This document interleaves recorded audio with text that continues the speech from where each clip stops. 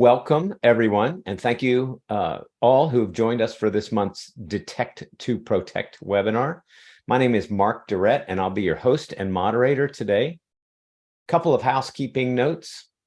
All attendees will receive a follow-up email with a copy of these slides, so you don't need to worry about taking notes. That email will also include links to the references that we share at the end. And we are recording this webinar, so that will also be posted on the Stamus Network's YouTube channel. And finally, if you have any questions during the presentation, please enter them in the chat or in the questions section on your Zoom console. Okay, so today I'm joined by Phil Owens, the VP of Customer Solutions at Stamus Networks, who will be your primary presenter. And in this presentation, he'll share practical insights on how practitioners can use their NDR to detect that is their network detection and response system to detect lateral movement in an enterprise. So this typically requires multiple detection approaches and a little threat hunting to identify a threat actor moving throughout your environment. Phil will explore the phases of a lateral attack and discuss techniques that enable attackers to obtain valid credentials and give them deeper access into the network. And lastly, he'll show how security teams can proactively detect and prioritize their response to lateral movements in an attack. And in this last part, Phil's going to use the Stamus security platform as a tool to demonstrate these techniques. We hope you find this helpful. So first, why are we even talking about this problem? It's really interesting. I think the security community's been talking about detecting lateral movement for dozens of years. I saw a post just this morning from Anton Chuvakin, former Gartner analyst and now a Google Chronicle team member, who was lamenting that why are we still talking about these things? And his ultimate response was, well, because people aren't actually doing anything about it. And so hopefully this will inspire you to take a closer look at how you can detect lateral movement in your environment and do it early so that no damage can be done. So cyber attackers nearly always use lateral movement to avoid detection and expand their footprint within the targeted environment. And these threat actors explore networks to find and gain access to their ultimate target. And once an attacker's sort of breached their traditional perimeter defenses, they can often be observed exhibiting either brute force movement or suspicious admin behaviors or suspect SMB protocol related activities. And once they gain access to an endpoint, sometimes through a phishing attack or malware infection, use a bunch of different kinds of tools to obtain increased privileges. Ultimately, they're looking to reach their desired end goal of finding sensitive data or high-value assets. And using lateral movement techniques, they can move around and often avoid detection for weeks or months after that initial breach. So depending upon your environment, lateral movement can pose a number of problems for the existing defenses, such as a zero trust infrastructure or endpoint protection. So the good news in all that is that in most cases, your network actually can be leveraged using a modern network detection and response system to help you detect lateral movements before too much damage has been done. And the key here is, of course, as in most situations, early detection. And now, now I'll hand it over to Phil, who will take you through more specifics. Thanks, Mark. Yep. Appreciate that. So just let me know when you want me to advance a slide.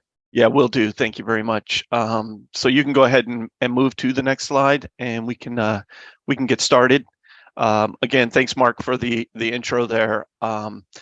We're going to dive right into it. I mean, we're talking about lateral movement, and so I'm going to skip a few. You might notice this, at least in our environment, we notice this as kind of a cybersecurity kill chain model or different phases of a kill chain. And what I want to point out is that this isn't the whole kill chain, obviously, right? We're here to talk about lateral movement. So we're not really talking about what comes before the recon, how somebody gets popped, usually, a phishing email or something like that. We will discuss that in the demo, but the bottom line is we're really trying to work through the lateral movement piece here. So once an attacker gets control of a computer, they'll start internal reconnaissance to find valuable and high value computers and servers within the network. They do this because they have probably some nefarious reason behind that. They might want to implant some ransomware or do some damage, and they want it to be the highest attack. Maybe they're wanting to get access to organizational data that is your data, your crown jewels, if you will. So they're doing this reconnaissance in order to find the machines where those things are located. Now, a good attacker will use common tools, and we'll look at that, and that's all we're going to show later. We'll use common tools for reconnaissance to try to not fire or get blocked by, say, an endpoint protection for that matter. After the reconnaissance, the attacker will try to move to that high value server, right? And then good attackers at that point will start to use built-in tools and services to actually keep the noise down from an EDR or even an NDR, right? We're going to be showing some of that. And again, if you place your sensors and probes in the proper places, you still should be able to see some. And we'll explain how some capabilities within an NDR are very necessary in order to keep moving forward. The NDR does not require an agent on each machine, so that makes it a little easier to do the deployment for this visibility. So just to reinforce, reconnaissance is the initial stage. An attacker gets in. That's the initial stage, and then the reconnaissance takes place from a lateral movement perspective, right? So they've gained access into the network. They're going to explore, try to map out all of the users and devices that it can find. This allows them to identify operating systems, locate potential payloads, and acquire intelligence. That helps inform their future decisions. Then attackers will use this in order to maybe move custom tools into place or open source tools to make these moves across the network, right? What we're going to be looking at is, again, all built-in tools in a Windows environment in the demo later. Credential dumping, as you see here on the screen, is something that that an attacker is going to require is credentials in order to be able to move through the network. To obtain these credentials, they use processes of credential dumping like typo squatting, phishing, keylogging. Tools like Mimikatz are commonly used, right? So they could kick off a PowerShell with Mimikatz to see what's going on in order to steal these credentials. Once they have one or more valid credentials, then they can start escalating privileges and then move forward into the actual gaining access phase. This process is repeated throughout the network until the actor actually finds the targeted system and either gets the data that they want or starts to implant the malware or maybe even ransomware that they're looking to do. So let's switch to the next slide, Mark. All right, so in this slide, I want to talk a little bit about the key requirements for a network-based detection, right? And for your NDR that you'll be using. Some of those requirements are anomaly detection, right? We would need to be able to identify new or unusual activities on the network. Explicit signatures, right? To detect well-known tactics that might be happening, like scanning tactics that are utilized by attackers. These tactics, a lot of them, they'll use the same types of tactics to scan the network, and in that case, they will a signature could actually be utilized to stop something early, right? I mean, really, the key here is early detection, as with most types of attacks. Indicators of compromise matching to identify known bad hosts, as well as machine learning for detecting things that maybe a human can't. So those are some of the detection mechanisms that are required from a network-based detection perspective.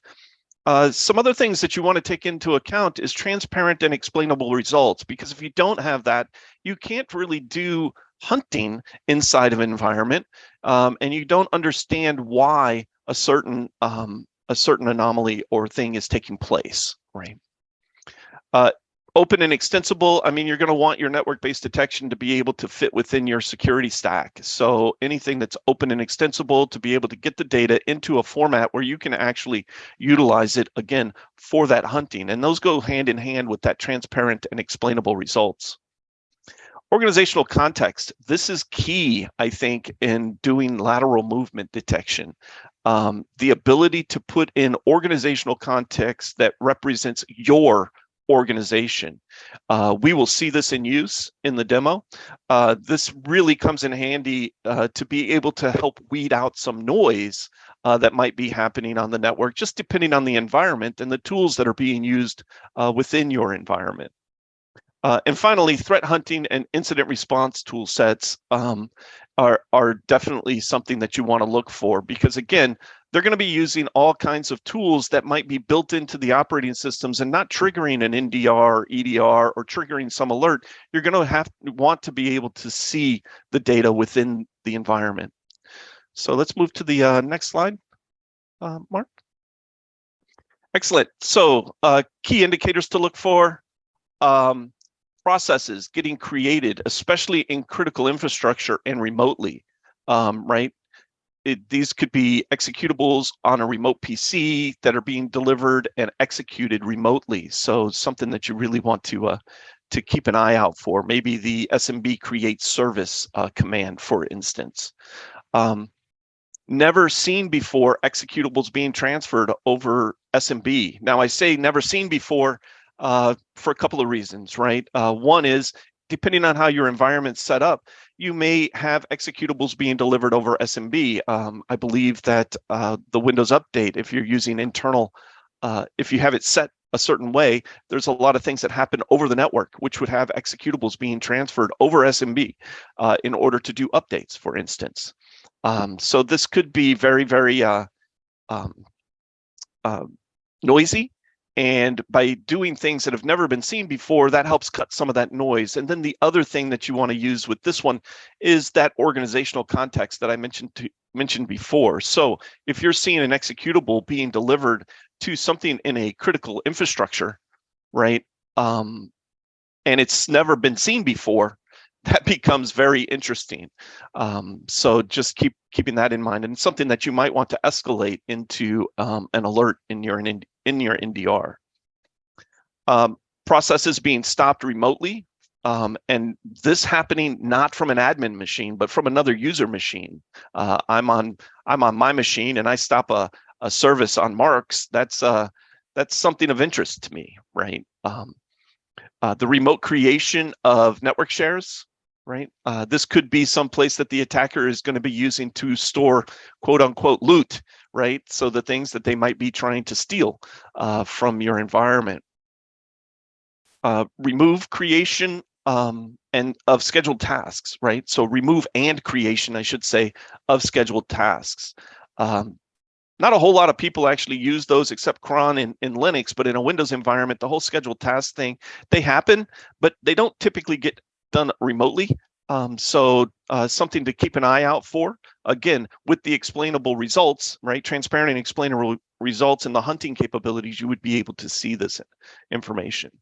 And then finally, domain controller enumeration. And this comes to the fact that how can I tell what machines are actually being accessed? Are those items being identified for my analysts to be able to understand what it is that are being attacked? So the attacker will be trying to enumerate domain controllers and information on the domain controller, but the analyst is going to need to know that what the device is that the attacker is going after is a domain controller. So one of the features from an NDR that you might want to take a look at is the ability to identify different asset types and roles. All right, let's move to the next slide. So in the demo, which I'm going to do right after this is really what we're going to be looking at, and just an example of malicious lateral movement. So someone in accounting gets popped. Hopefully nobody on this slide, I would think that nobody here is in accounting, but if you are, no offense, could be someone else, right? They get popped through a phishing email. So that's what we're seeing over on the left-hand side. The attacker uses this host as a beachhead to explore other network assets. As the attacker is searching for and finds the local domain controller, we can see this machine advance through the later stages of the cybersecurity kill chain. Using standard protocols like SMB, RPC, DCE RPC, the attacker can start to move laterally. This will allow the attacker to execute commands, move files to the domain controller. Now we have an accounting machine and a domain controller in what we call actions on objectives. Well, what is actions on objectives in the cybersecurity kill chain? So in my demo, you will see that the assets are in actions on objectives. We have been touting the fact that the key here is to catch things early. But for demo purposes and lateral movement, we have let this this particular attack play through. Otherwise, we wouldn't have the data to be able to show you, because you probably would have hoped to catch it during that phishing expedition, right? So with that, we can move on to the next slide, and I'll take over and share my screen. Before we do that, Phil, real quick, we had a question come in during that initial introduction of this example. It said, can you please elaborate on the term popped? Oh, I'm sorry. That's it. Yes. Breach or yes. Or the first device. It's a I'm sorry. I know we have a global audience here, and sometimes I'll use some things from the United States, which is where I'm from. And popped is in fact what you think it is. It is someone from accounting. They actually clicked on the email. Or clicked on the link in the email, got the malware, and actually got infected, and that started this whole chain of events. So, thank you for that. Okay. All right. I'm going to, if you stop sharing, I'll start sharing my screen, and we'll run through the demo. Excellent. Howdy, guys. Bigger picture of me. How are you? All right. Let me know when you can see my screen. Got it. Excellent. So this is the Stamus security platform. Now, we're Stamus Network, so that's one of the reasons why I'm showing the Stamus security platform. Has nothing to do with the fact that you could use any NDR, and the screens, may look different. But the key here is being able to detect, utilizing network traffic only, lateral movement. With the Stamus security platform, we have something that we call declarations of compromise, and this is an alerting mechanism, for very the word I'm looking for, serious and imminent. That's the words I'm looking for. Serious and imminent threats that occur. Now, some of these that you see on the screen, maldoc is a threat that some may be recognized, and that is that phishing document that came in that the person in accounting actually clicked on. And I'll show how I know that this is an accounting person in just 1 second. That has to do with that organizational context that we've been talking about. So ICE ID, ersniff, TrickBot, Eternal Blue, PowerShell Empire, all of those are very well known. I've actually, by utilizing that the context, the organizational context within the tool, I've actually created a couple myself, remote process creation and critical lateral EXE transfer.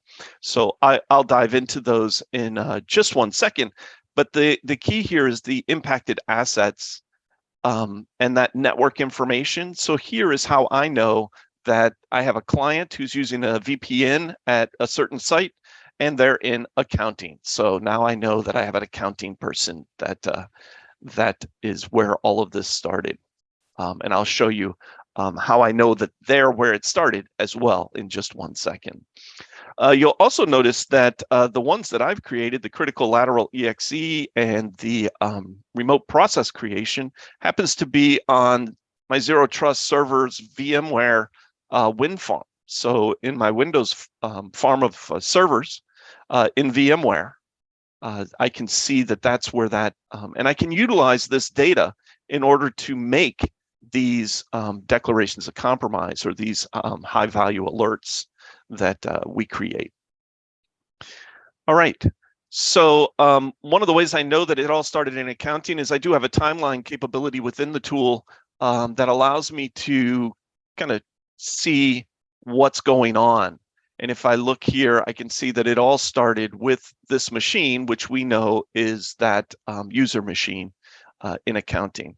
We also see the 3 different lateral movements, the one of them being eternal blue, the other ones being the ones that I've created. Now I'm going to show you how those look in just a second. From here, what I want to do is actually dive into the dashboard. I actually have one of those filters in place here in the dashboard, right? This is a citing of a newly discovered executable file. So remember, I talked about this is one of the ways that you might be able to see things. Now, if you're using Windows updates over SMB and files are being transferred that way, every time there's an update, those are going to be, initially, the first time they're transferred, they're going to be newly discovered. So it'll generate a bunch of noise. But what I've done here is I've actually said, but my destination is that server zone. So I'm very interested in executables being transferred over SMB, never seen before, and in a into my servers. Now, something that I forgot to show you, but I will, is once we get into this, I can actually go into hosts and I can see that domain controller that we were looking at and have the ability to actually realize I know it's a domain controller because of the services that are actually being run on that device. So again, no agents associated with this information. So we're determining what it is. It's a DHCP server and domain controller, and it is part of that network zone. So when I look at these actual alerts, I can actually dive in and see what's going on. And in this case, I have the alert itself. These are executables. I can actually see the executables within here. I can also see, if I look at the related SMB traffic that took place, make this a little bit bigger, scroll down, I can actually see all the SMB commands that have taken place within the environment. So as I walk through, there's my 2 executables.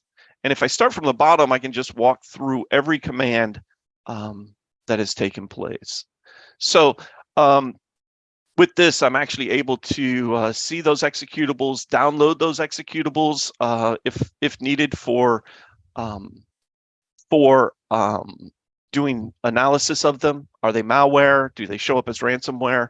I can even look at, when looking at the files, I can actually see the SHA-256, in which case I've actually moved this top one over into VirusTotal, and I'm able to see that it's part of the trick bot.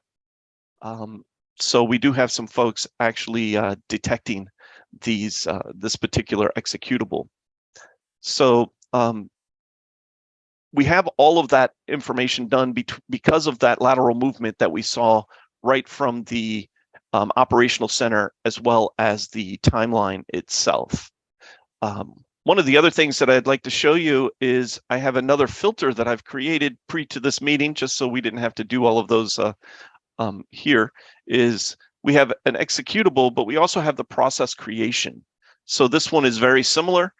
Here, we're going to start off with that process creation of a create service. So actually, I'm starting a service, but not just create service, because in your environment, again, your admins may be utilizing this this capability in order to do things remote control, to be able to help customer or help end users and troubleshoot.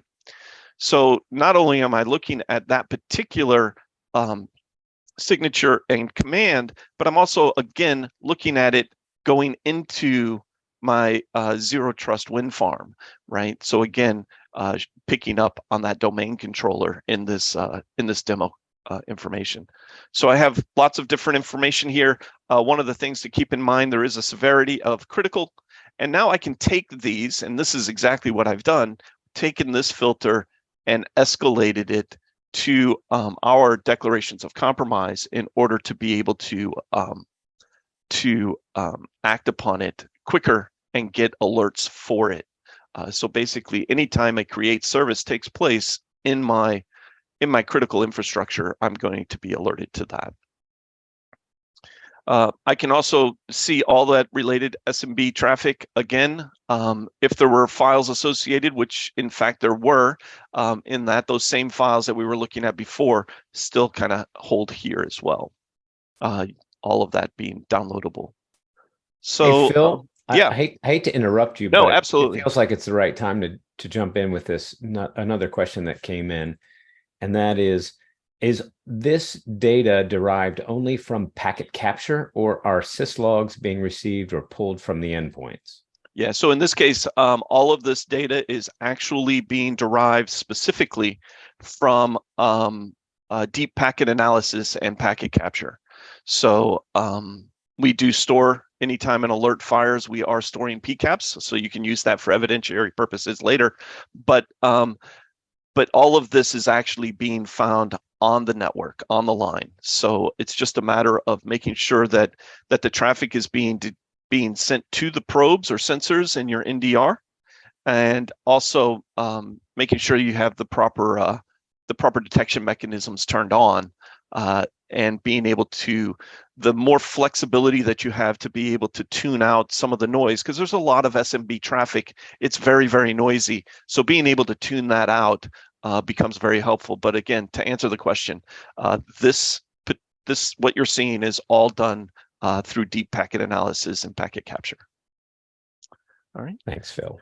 And actually, I've finished here with the demo. Hopefully it was helpful so that you could see some of the things. So basically, what we saw is a timeline where my accounting machine up at the top has been popped, right, or infected, and then lateral movement that took place to my domain controller. And I know that it's a domain controller because it's been determined based off of contextual information, as well as some passive determination of roles of that device.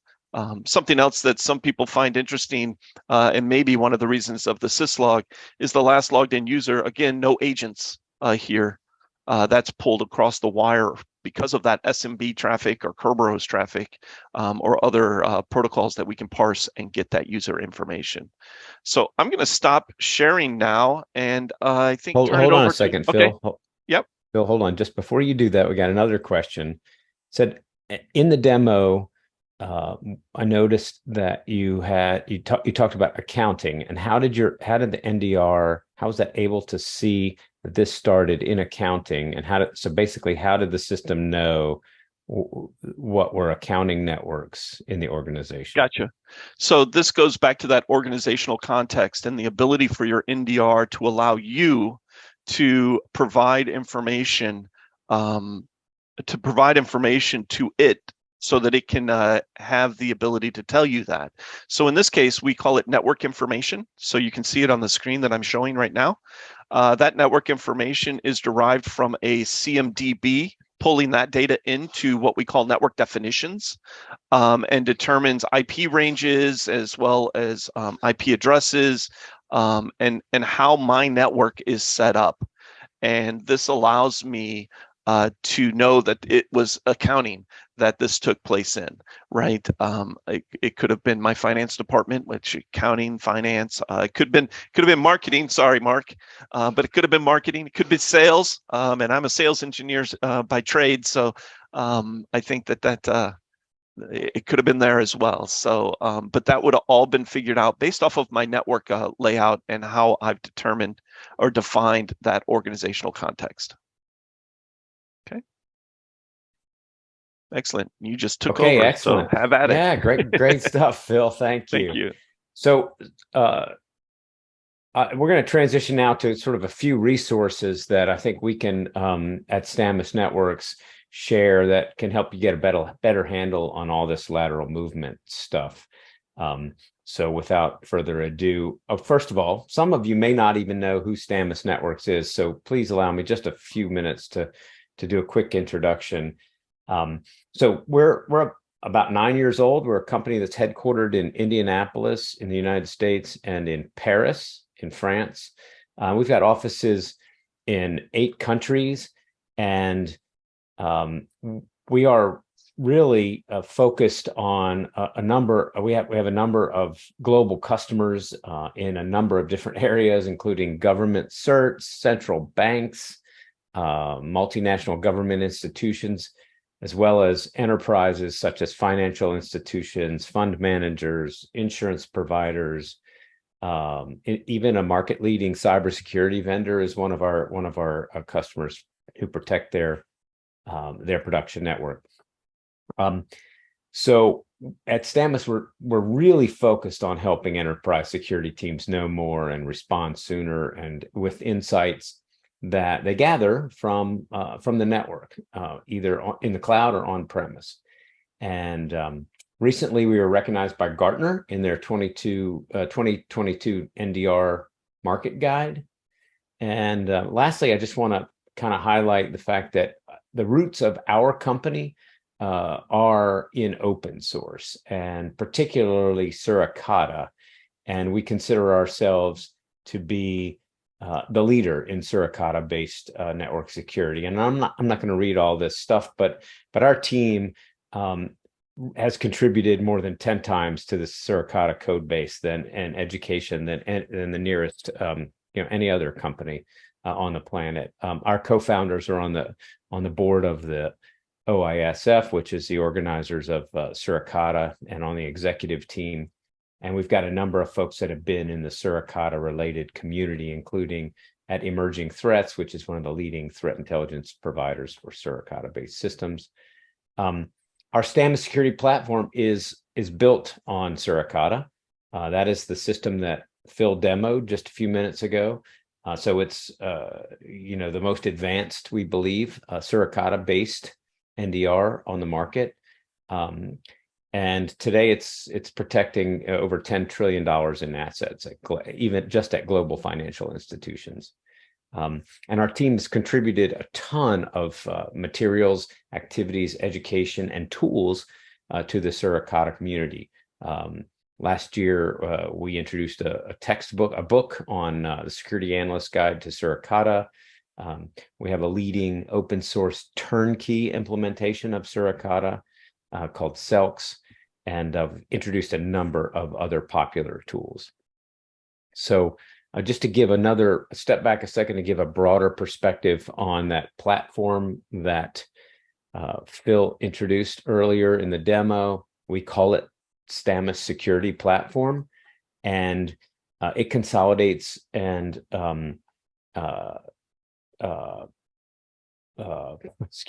and preserves the best features of network detection and response, along with legacy IDS and NSM technologies. So you can see that we're really focused on adding better visibility into threats and activity, providing detailed evidence and transparent detections.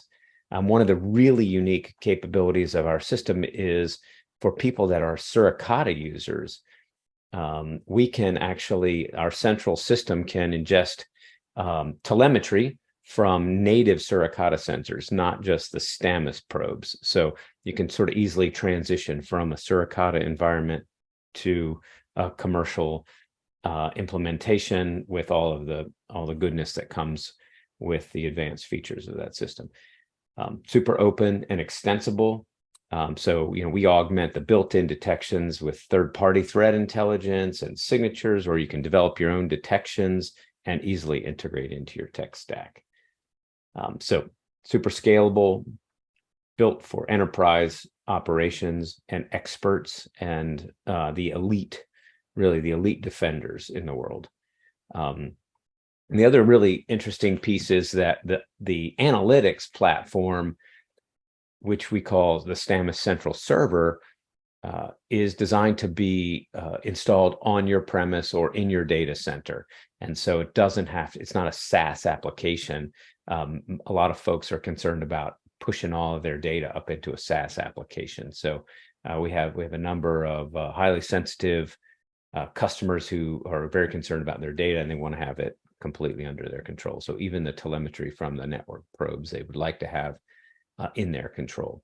So those are some of the kind of the key features, and that's all I'm going to talk to you about the commercial solution. I do want to introduce you to something that's really important, and it was an important part of the demo that Phil showed today.